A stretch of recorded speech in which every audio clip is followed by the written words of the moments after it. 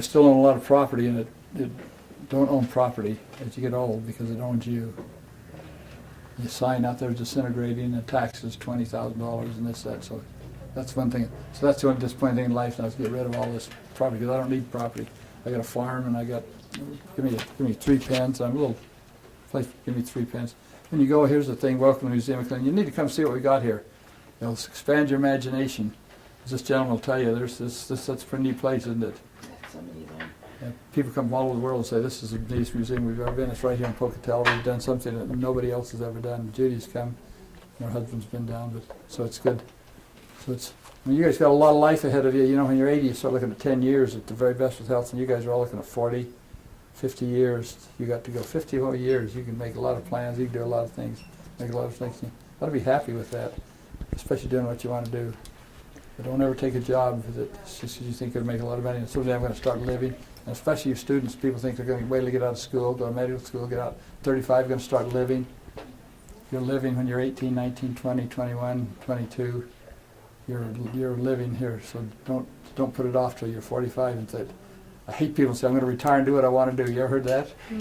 That's like saying, beat me. It feels so good when you stop. Yeah. If you're not doing what you want to do right now, you're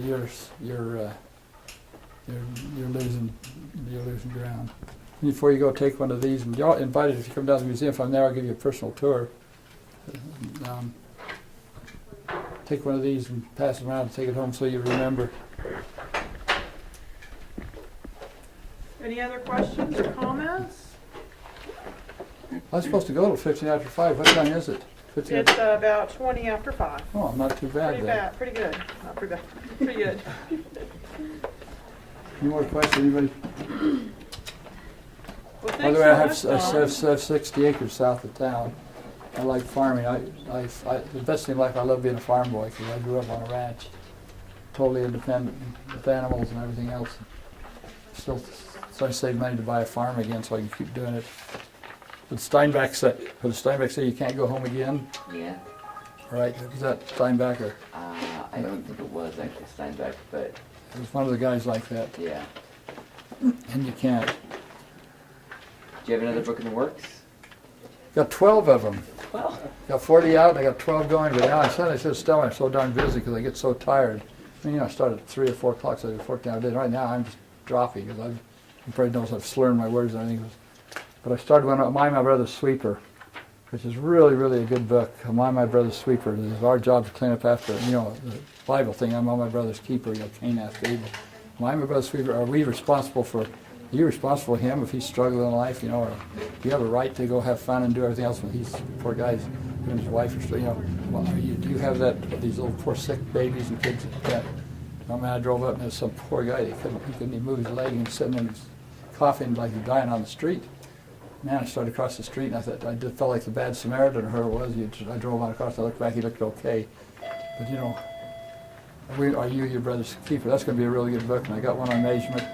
Got a couple of cartoon books going, and just a couple others. But you start a lot of books called one Crossing the I Will line. That's the secret of life, and you cross the I will, and I will do it. I don't believe in try, so right about that. But it takes a lot to get a book out. It's not easy anymore. Well, not for me anyway. I can't spell anything or anything, but I had a good editing staff, and I was making money with my company, so I had time and money to do it. So I went 4 million miles selling, on all the things you did that stuff to make a living. And boy, your book sold a lot, yeah, because I flew into town and did 8 segments every day across the country in Australia. Nothing's easy, but if it's fun, it's not work to do it. Nothing's easy, it's fun, it's not work. Hey, thanks for coming down to the store, you guys. There's probably a few things you see here when you're down here. Boy, I never saw sandals before I started. Now everybody's got sandals on. Jerusalem. It's so nice out. Jerusalem Cruisers. Oh, there's a mailman. There's a brother right there. Got those clodhoppers. You can. My friends are back. Are you guys back getting master's degrees? Judy, why is that? Every friend I've got is going back and get a master's. It's fun. Is that what it is? In our department?